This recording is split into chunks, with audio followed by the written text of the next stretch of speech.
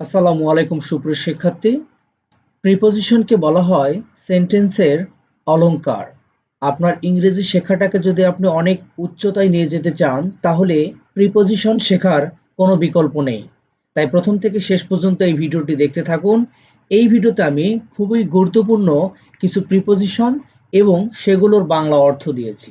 তো চলুন শুরু করা যাক।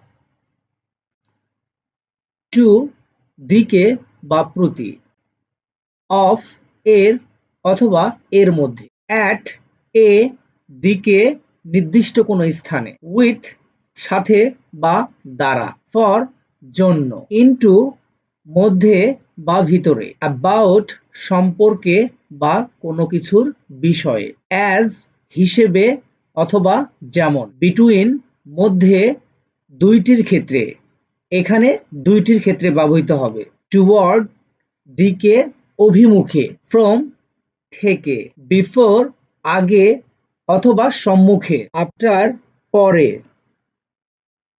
উইদাউট ছাড়া, এগেইনস্ট বিপক্ষে অথবা বিরুদ্ধে, রাউন্ড চারপাশে অথবা ঘিরে, অ্যাক্রস পার হয়ে অথবা এক প্রান্তে, উইথিন মধ্যে অথবা ভিতরে, অ্যামাং মধ্যে, এটা কিন্তু দুইয়ের মধ্যে না, তিন বা ততোধিকের মধ্যে, সিন্স থেকে যেহেতু, থ্রু মধ্য দিয়ে ভেতর দিয়ে, ওভার উপরে অথবা উপর দিয়ে, আপ ওয়ান উপর অথবা উপরে, ইন মধ্যে অথবা ভেতরে, বাই দ্বারা পাশে মাধ্যমে, আন্ডার নিচে, বিসাইড পাশে, ওয়ান উপরে অথবা উপরিভাগে।